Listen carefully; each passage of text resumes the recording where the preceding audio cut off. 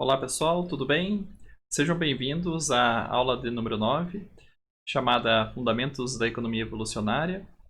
Eu optei por dividir essa aula em duas partes, né, embora a gente esteja trabalhando apenas com um texto, em função justamente da riqueza de detalhes, né, e da complexidade que o texto traz em relação a uma questão da fundamentação ontológica desse programa de pesquisa alternativo que é a economia evolucionária. Então a gente vai trabalhar em duas partes esse texto aqui nas videoaulas. Bom, então eu vou seguir, né, a própria estrutura do texto nas suas divisões aí de seções. E essa primeira parte, que é a introdução do trabalho, né, ela traz algumas discussões interessantes. E a primeira é justamente indicar qual é o objetivo não só do texto que a gente está lendo, né, mas que ele faz parte de um livro mais completo, que é justamente repensar as premissas ontológicas paradigmáticas da economia. Então, aqui ele explicitamente está dialogando com o texto das aulas anteriores que a gente trabalhou, que é justamente o texto do Thomas Kuhn, né, com a ideia de paradigmas científicos, e também com a ideia de programas de pesquisas concorrentes, né, e alternativos do próprio Lakatos. Tá? E ele vai apresentar ali uma série de argumentos para mostrar que a noção de evolução, trazendo da biologia como um arquétipo de referência, em contraposição à física, que foi incorporada pela teoria neoclássica, ela transcende apenas o discurso teórico. Tá? Então, ele vai apontar, inclusive, que escolas de pensamento elas já antagonizam em relação a pressupostos que podem ser considerados evolucionários, em contraponto àqueles pressupostos que são considerados mais mecânicos, né, em relação ou em referência à própria teoria da mecânica gravitacional de Newton. Tá? E aí alguns exemplos são apresentados. A velha economia institucional, por exemplo, tá, que vai trabalhar com uma série de assuntos relacionados às normas, né, os hábitos, os costumes e como isso determina, né, o comportamento das pessoas que vivem em sociedade, né?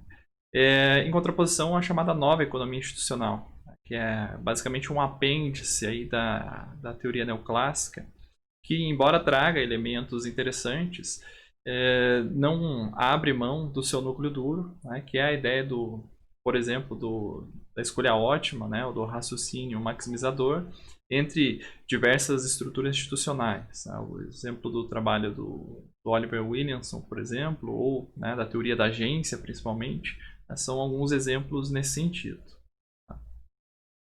Ele vai também fazer uma contraposição entre os avanços, né, da teoria keynesiana, né, o trabalho do próprio Keynes, que ela vai ser incorporada pela chamada síntese keynesiana, né, a síntese neoclássica, em que as ideias básicas vão tentar ser incorporadas à teoria neoclássica. Então, essa é uma visão.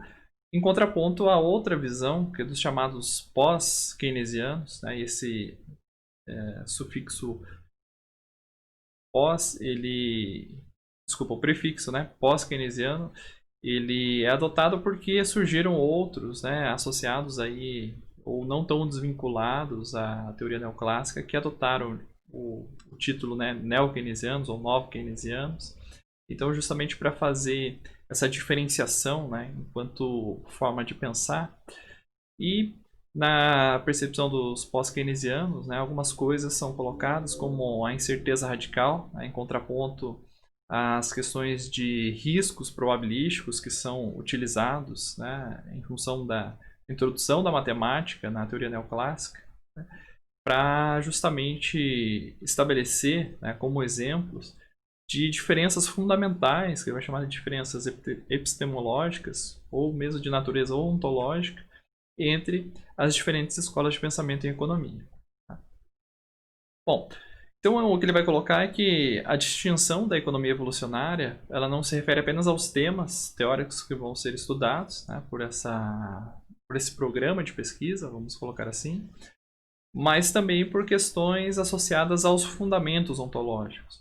Então, esse primeiro capítulo do livro, que a gente está trabalhando na aula de hoje, é justamente uma tentativa do autor de estabelecer, né, ou de fazer uma proposição de quais seriam esses fundamentos ontológicos.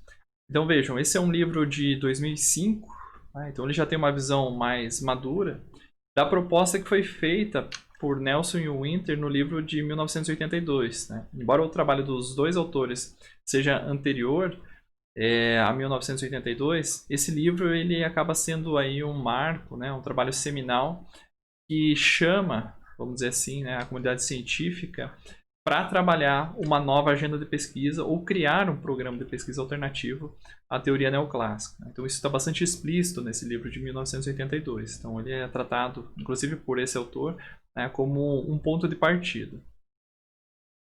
Bom, segundo capítulo, e aqui vai, né, o desafio de tentar fazer uma síntese. Né, existem muitos detalhes, é um texto bastante interessante e bastante denso também na sua leitura. Mas aqui eu estou fazendo um apanhado mais geral, né, em relação a essas primeiras sessões, nessa primeira parte. E aqui ele faz uma discussão nesse capítulo sobre uma ontologia posteriori. Né? Basicamente uma discussão que está associada àqueles critérios de validação, né, de argumentos ou de afirmações, né, que no inglês está colocada como statement, que possam ser consideradas válidas, né, e que vão, em última instância, compor, né, o núcleo duro, usando lá a linguagem do Lakatos, né, sobre a qual, né, vai ser desenvolvido aí todo um conjunto teórico para tentar explicar aí fenômenos, no nosso caso, fenômenos econômicos. Tá? Ele vai mostrar que essa questão de aceitar fundamentos ontológicos, né, pode ser visto com um certo ceticismo pelos economistas positivistas. Né? Então, em grande medida, a economia ela é uma ciência positivista. Tá? Então, como ela toma emprestado da física newtoniana, tá? Então, muito, né, da forma de estabelecer critérios de validação das teorias, né, tem essa relação empírico teórico de uma forma positivista, às vezes até de maneira ingênua. Né? E aí a gente tem essa relação, né, do verificacionismo e do falseacionismo. Foi colocado lá no trabalho do Popper, que a gente estudou, né? Sendo que o verificacionismo, na perspectiva do autor, né, do Kurt Doepfer, seria uma forma de validação a priori, né? Ou seja, do ponto de vista lógico ou da metafísica, principalmente, né? Para estabelecer aquilo que pode ser considerado válido ou não, né? Em termos de proposições teóricas. E o falseacionismo seria como algo a posteriori, né? Ou seja, através da verificação do ponto de vista lógico, naquela ideia do Popper, e também do ponto de vista empírico. Mas o autor ele vai propor também, né, que a questão da indução, né, ou seja, de fazer afirmações, né, que vão ter aí validade teórica ou não, elas partem muito da questão da indução. Né? E aí ele coloca esse conjunto, né, ou seja, a partir da realidade é que se estabelecem hipóteses e posteriormente essas hipóteses vão ser validadas novamente em confronto com a realidade. Né? E aí tem uma discussão que é apresentada ali, né, o que vem primeiro, se é da hipótese para a verificação da realidade ou o contrário. Né? Ele não se preocupa muito com essa questão, mas propõe que deve-se fazer, né, uma ontologia com verificação a posteriori, né, que se dará através de uma indução paradigmática. Né, e essa indução paradigmática ela vai vir dessa relação de feedback entre, né, a proposição de hipóteses a partir da observação da realidade. Mas uma coisa muito importante que é o seguinte, que diferente de uma proposição teórica, né, essa proposição paradigmática ou ontológica, ela deve ter unidade, ela deve incluir todos os casos possíveis. Tá? Então ela deve se propor a ser universal nesse sentido. Tá? Diferente de uma concepção de ordem estatística, ou seja, que você tem ali a representatividade, tendências, médias, né? Que pode ser utilizado do ponto de vista teórico, Mas, quando se está propondo, né, um programa de pesquisa, se tem a intenção de ser capaz de explicar toda uma diversidade de fenômenos. Né? Então, por isso que ele vai colocar essa questão de todos os casos, né, devem ser, de alguma maneira, possibilitados de serem estudados dentro, né, de um tipo de indução paradigmática, ou seja, as leis, né, ontológicas que vão ser colocadas por um programa de pesquisa devem ser capazes de dar conta disso. Né? Ou pelo menos ele espera que essa proposição da economia evolucionária seja capaz de fazer isso, né? Em contraponto à teoria neoclássica, que na sua visão não é capaz de fazê-lo. Tá? E também ele propõe que haja sempre esse discurso intelectual entre a filosofia e as ciências. Tá? Nesse caso, claro, a ciência econômica no primeiro momento e a sua demarcação, que é algo problemático, mas também ele não abre mão de uma certa interdisciplinariedade, principalmente, né, para trazer o que depois ele vai defender, um realismo, né, instrumental em termos de premissas que vão formar justamente o núcleo duro aí da proposta, né, de programa de pesquisa evolucionista dentro da economia.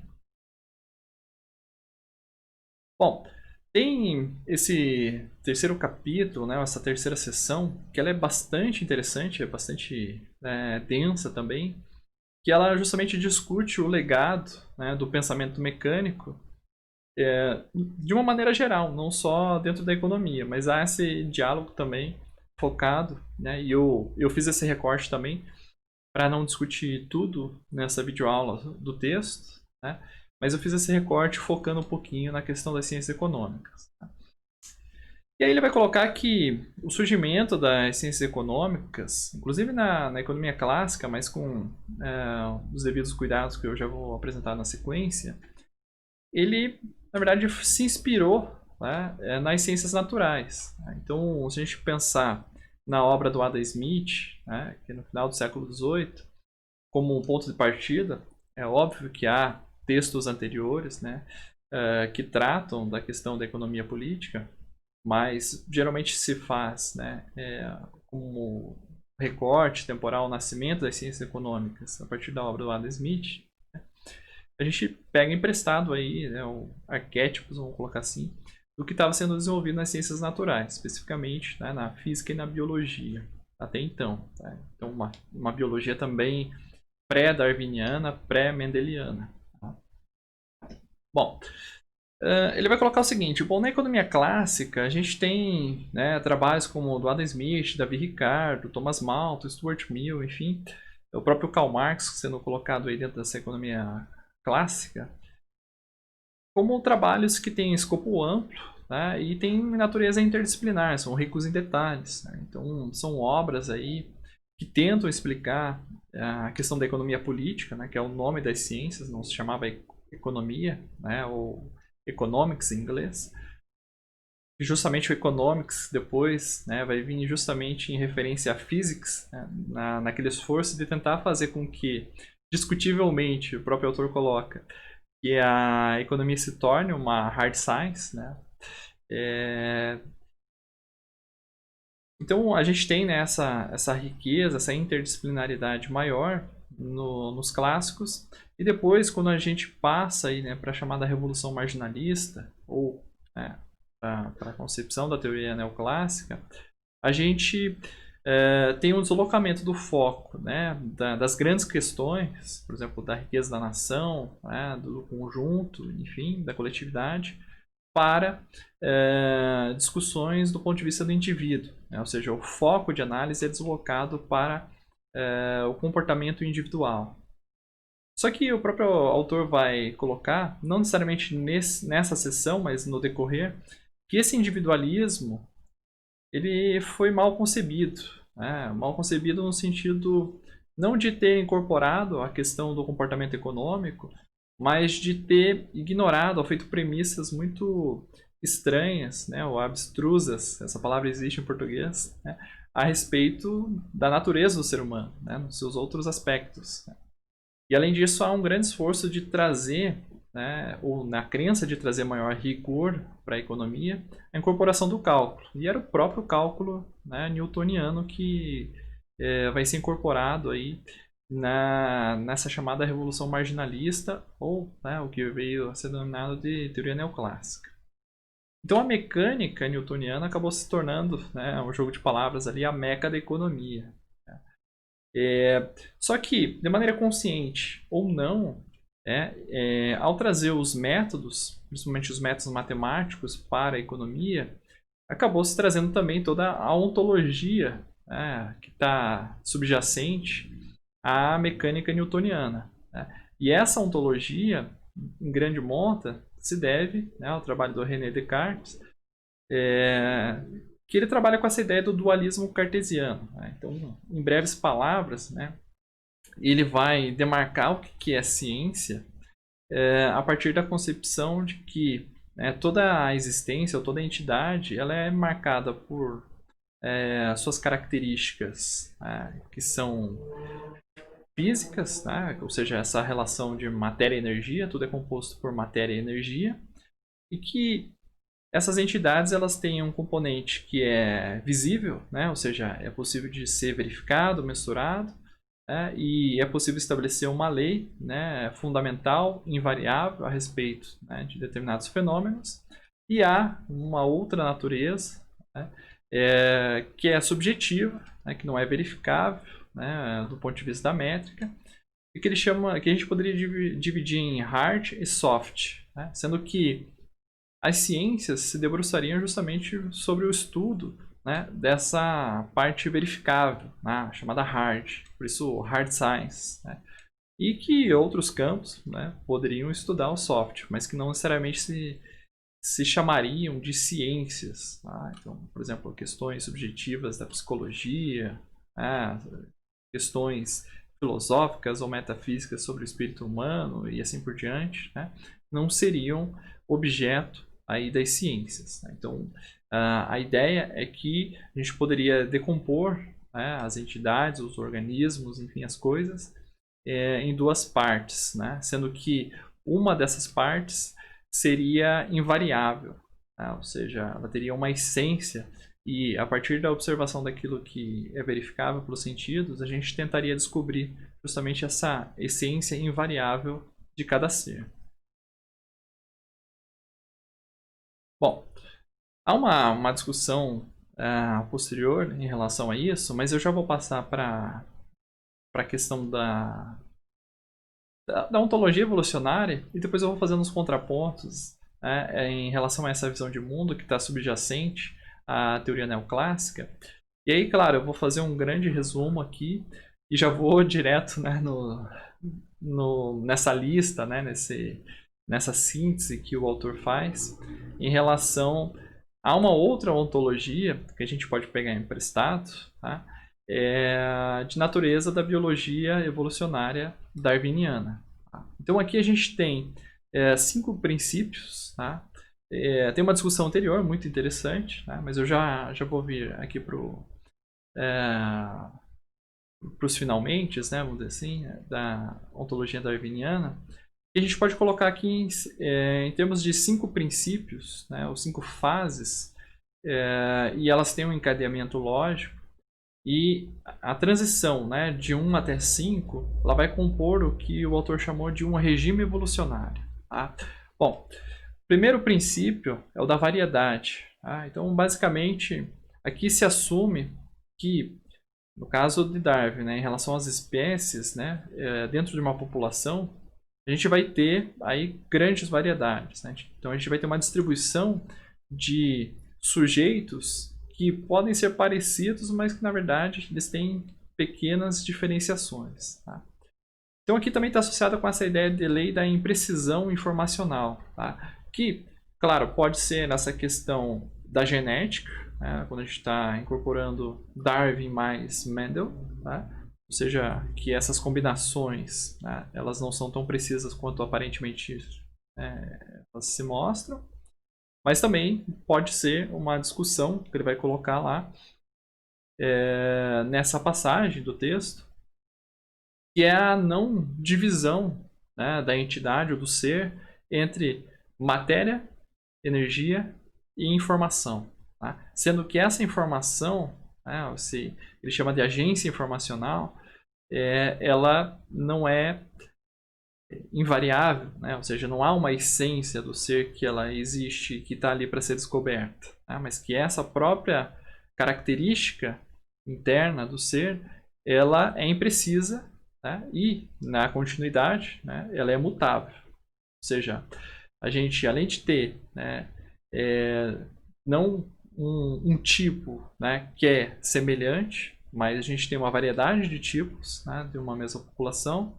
A gente também tem a questão da mutação, né, que está associada aí com essa lei ontológica da descontinuidade, ou seja, a mutação, a criação da novidade, né, seja do ponto de vista biológico, através da mutação genética, né, ou seja, enfim, né, a criatividade humana posteriormente, a própria inovação tecnológica, que é um dos elementos já teóricos que a gente vai colocar, né, ela trabalha com essa questão da descontinuidade. Inclusive, vai colocar aqui a própria economia evolucionária, né, o que ela vai ter uma visão de mundo que o mundo ele está em constante mudança, né? Ou seja, a gente tem vários ciclos de descontinuidade. O terceiro princípio, que é o da adaptação, né, que ele vai chamar também de lei das relações, é que a gente tem também essa questão de adaptação ao meio, tá? Ou seja, isso numa perspectiva evolucionária, mas também essa capacidade, né, de mudar e a variedade vai fazer com que os indivíduos interajam, né, com o ambiente, e isso, né, não só com o ambiente, mas entre outros indivíduos, né, no sentido de tentar se adaptar às condições ambientais, né, nos quais estão inseridos, tá? Seja do ponto de vista das espécies, de maneira geral, mas incluindo aí também o ser humano. Tá? A gente tem o princípio da seleção, né, que pode ser a seleção natural de Darwin ou a seleção que a gente vai estudar aí na economia evolucionária, mas a ideia é que a gente vai ter uma instância, né, que vai direcionar, né, quais variedades vão sobreviver, né, vão ter um futuro na sua existência, ou aquelas que vão deixar de existir no futuro. Né?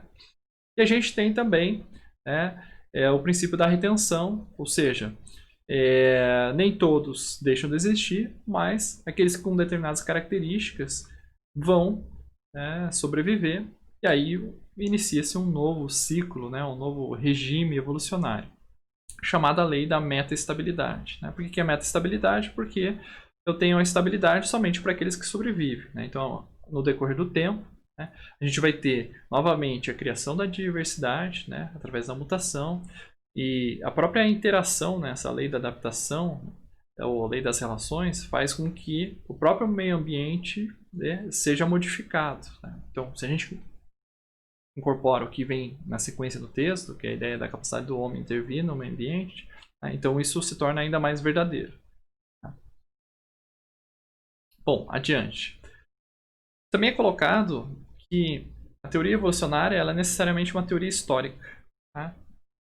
Então, dentro dessa perspectiva, a gente vai ter também alguns critérios ontológicos de validação, tá, de o que seria uma teoria evolucionária. Então aqui é uma discussão, inclusive, para tentar diferenciar, porque muitos economistas, né, que trabalham dentro da perspectiva neoclássica acabam utilizando o termo evolucionário, né, em modelos matemáticos principalmente, mas que acabam não obedecendo esses critérios que são colocados aqui. Tá? Então a perspectiva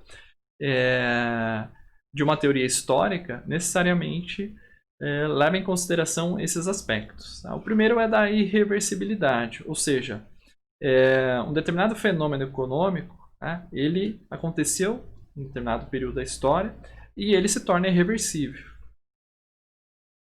Então esse é um aspecto, né, de uma perspectiva histórica. Então o que aconteceu não é possível, né, de ser modificado. Outra questão é a da não ergodicidade. Tá? Então, basicamente, quando a gente fala de uma teoria ergódica, a gente está falando de uma teoria que a gente é capaz de prever o que vai acontecer no futuro, né? Do ponto de vista de uma sistematização de equações, matemáticas e estatísticas, e também que o ponto de partida dos dados, né, não interfere no resultado final no longo prazo. Né? Ou seja, um sistema ergódico, no longo prazo, por mais que eu comece de pontos de partidas diferentes, a tendência é chegar numa mesma média ou, né, no mesmo padrão de comportamento do ponto de vista, principalmente estatístico. E o que a gente está colocando aqui é justamente isso, né? Ou seja, se eu tenho pontos de partidas diferentes, né, os resultados, que eu devo chegar também vão ser distintos. Além disso, a gente vai ter a questão de não ser possível prever, né, por uma série de fatores, né, de combinações, de elementos de criatividade, de interação, né, e daqueles critérios que a gente está tomando emprestado da teoria evolucionária, da mutabilidade, da variedade, da seleção e da retenção, né, ou seja, a gente não tem, né, essa capacidade preditiva tão forte como, né, na teoria ergódica. E a maior parte da teoria neoclássica, ela se propõe a ser ergódica, no sentido de, bom, eu tenho um conjunto de dados, né, um conjunto de fatores, trabalho com incerteza na forma de riscos probabilísticos, então eu consigo ter algum tipo de previsibilidade em relação ao futuro. O terceiro item se refere à não repetibilidade, ou seja, os fenômenos ou os comportamentos, né, que a gente está observando do ponto de vista econômico não se repete, né? E também a não periodicidade, que depois vai estar vinculado também, vai aparecer novamente lá na frente, essa ideia de não periodicidade, que significa dizer que esses fenômenos não acontecem, né, com prazos pré-estabelecidos, eles não se repetem, né, por um lado, e também não tem uma periodicidade para tal. E também eles são dependentes do caminho, ou seja, essa questão histórica, essa trajetória dependente, vai fazer com que determinados fenômenos só sejam possíveis em função de acontecimentos passados. E os acontecimentos presentes é que vão condicionar aquilo que vai acontecer no futuro. Ou seja, não é possível escapar, né, de um determinado caminho. Há uma dependência do caminho, né, numa perspectiva de evolução ao longo do tempo. Bom, a gente tem aqui ainda mais 3 axiomas, né, que são apresentados aí, que é o fechamento do capítulo, vamos colocar assim. O primeiro deles é o axioma da bimodalidade, ou seja, que as existências atuais, né, são justamente atualizações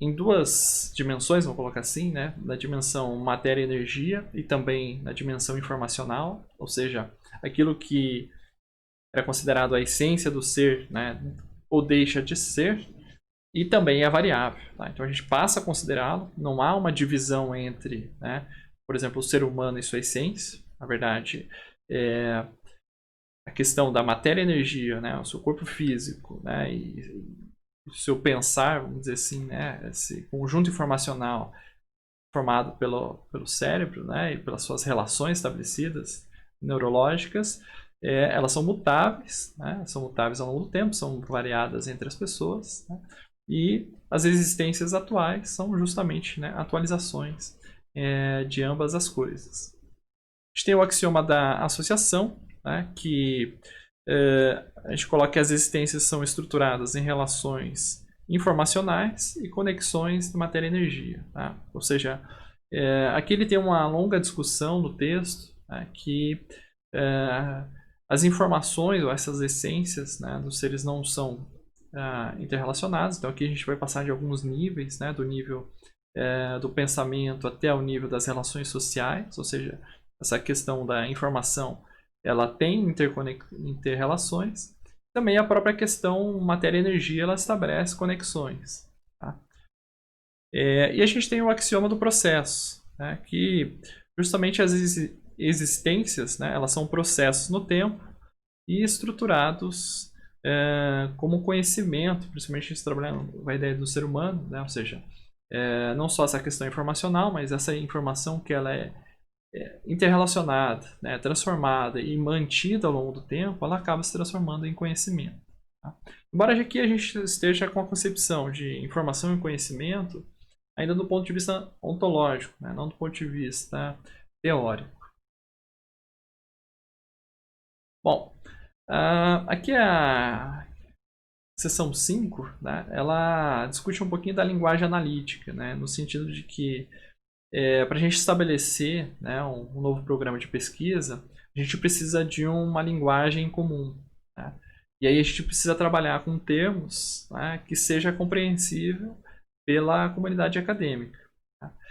E aí ele vai falar o seguinte, ó, a gente não precisa reinventar a roda. Né? Então, se a gente está propondo uma economia evolucionária, a gente pode pegar termos emprestados. Tá? A gente pode pegar termos emprestados da biologia evolucionária, por exemplo, mas também termos emprestados da física. Né? Porque a própria física também já superou, né, a mecânica newtoniana. Só que ele fala o seguinte, a gente precisa ter o cuidado de não trazer os termos, né, para a teoria econômica como simplesmente, né, reproduzindo como ela é, por exemplo, na biologia. Né? Então a gente precisa ter um trabalho de descontextualizar, porque a gente vai ter questões semânticas, ou seja, uma palavra na biologia ela tem um significado, quando a gente traz para a economia ela deve ter um outro significado, não é exatamente a mesma coisa. Então a gente tem esse processo de descontextualização e também de recontextualização. Ele também vai trabalhar com esses elementos, né? O que é um termo analítico e um termo teórico. Tá? Então, o termo analítico está no âmbito mais amplo, né, da ontologia, e o termo teórico, né, como o próprio nome diz, ele vai ser mais específico. Tá? Então, a gente tem, por exemplo, a ideia da não ergodicidade, né, que é um termo ontológico, né, aquilo que é a base, vamos dizer assim, um critério de validação teórico. Né? E a gente vai ter, por exemplo, a incerteza sobre o futuro, né, a racionalidade limitada, a tomada de decisão dos agentes como um termo teórico. Tá? Então, são linguagens, né, que são apresentadas ali que elas devem ser recontextualizadas e elas vão ter também diferentes níveis, né? O nível analítico e o nível teórico. Tá? Sendo que o analítico aqui está colocado do ponto de vista ontológico. Ainda ele faz, né, um esforço ali de demonstrar uma diferença importante, né, do tipo de pensamento, de níveis, né, de pensamento teórico, entre o nível tipológico e o genérico, né? Sendo que a teoria mecânica newtoniana e a neoclássica ela estaria dentro dessa categoria tipológica, enquanto, né, a teoria evolucionária que está sendo proposta ela estaria nesse nível mais genérico. Né? E aqui ele traz, né, como analogia para trabalhar a proposta, vamos dizer assim, né, da teoria evolucionária, a questão da ontogenética e da filogenética. Tá? Então, só corrigindo aqui na apresentação, né, tá, ontogenérica não, é ontogenética. Tá? Sendo que a questão da ontogenética ela teria ligado mais ao estudo, né, do indivíduo, tá? Enquanto a filogenética estaria mais associada aí ao estudo da população. Tá? De qualquer maneira, a gente pode, né, trazer isso para a concepção da teoria evolucionária, no sentido que a gente pode estudar, e aí ele vai inclusive fazer essa proposição na sessão seguinte, né, a questão do comportamento individual, né, mas também em relação ao comportamento do coletivo, né, seja o coletivo de pessoas, né, enquanto consumidores, né, se eu estou trazendo para a teoria econômica, desculpa, quanto, né, um coletivo de firmas, uma indústria, por exemplo. Bom, esse sexto, né, é o último que eu vou trabalhar na aula de hoje, né, esse sexto capítulo, na verdade, essa sexta parte, né, do texto, é muito interessante e ele vai, né, buscar ali na neurociência, né, principalmente, muitos elementos para tentar recuperar o que ele chama de elo perdido, que é justamente a ideia do Homo sapiens, né, não só o Homo economicus, como é trabalhado na perspectiva da teoria neoclássica, mas ele propõe que seja o Homo sapiens econômicos. Né? E ele vai colocar o seguinte, olha, as premissas sobre o homem, né, no mainstream, que é a teoria neoclássica, né, a principal, vamos dizer assim, vertente teórica, ela é instrumental. Né? Mas não há problema de ser instrumental, porque ele fala o seguinte, bom, é claro que eu preciso fazer premissas, né, que sirvam de instrumento para a elaboração teórica. Então, a teoria evolucionária também vai fazer isso. Né? A questão que ele vai colocar é o seguinte, é que, para os neoclássicos, né, os pressupostos que se fazem sobre o comportamento humano, eles não precisam ser realistas, eles simplesmente precisam servir, né, como instrumento para a predição das suas teorias. Então, basicamente, né, o comportamento econômico ele é reduzido a uma máquina de fazer cálculo. Né? Que ele vai fazer uma série de críticas, né? Inclusive do ponto de vista dos avanços da neurociência, no sentido de que esse homem imaginado na teoria neoclássica, ele é um homem limitado ao hemisfério esquerdo do neocórtex. Só isso. Né? Quando, na realidade, né, a capacidade humana de aprendizado, de cognição, de comportamento, ela é muito mais rica, né? Interage com outras partes do cérebro. Então, é até um absurdo, né, reduzir o comportamento humano a isso. E aí, na proposta evolucionária, o que ele coloca como imperativo é buscar o realismo das premissas e, claro, também instrumentalizar isso para tentar estabelecer, né, trazendo das outras ciências, né, não propõe uma interdisciplinariedade como um mérito em si mesmo, né, mas uma necessidade de buscar nessas outras ciências, né, aqueles elementos comuns que permite trazer, né, premissas realistas e depois para serem instrumentalizados no sentido de criar uma teoria, né, que explique os fenômenos econômicos, né, e que também traga algum grau de previsão, né, a capacidade de prever, que é o desejável. Né? Mas isso vai ser muito limitado em função daqueles critérios ontológicos que a gente mencionou anteriormente. Tá? Bom, vai colocar também, né, quais são as faculdades distintivas ali no avanço da antropologia, né, da biologia, das neurociências e assim por diante. Né? Ele destaca esses elementos aqui, né, que é a capacidade do homem de fazer ferramentas e usar a linguagem, né, associando também, inclusive, né, essa especialização, né, do córtex nos seus hemisférios esquerdo e direito, né, mas não limitado a isso. Na verdade, é bem mais interessante o que ele coloca lá, né?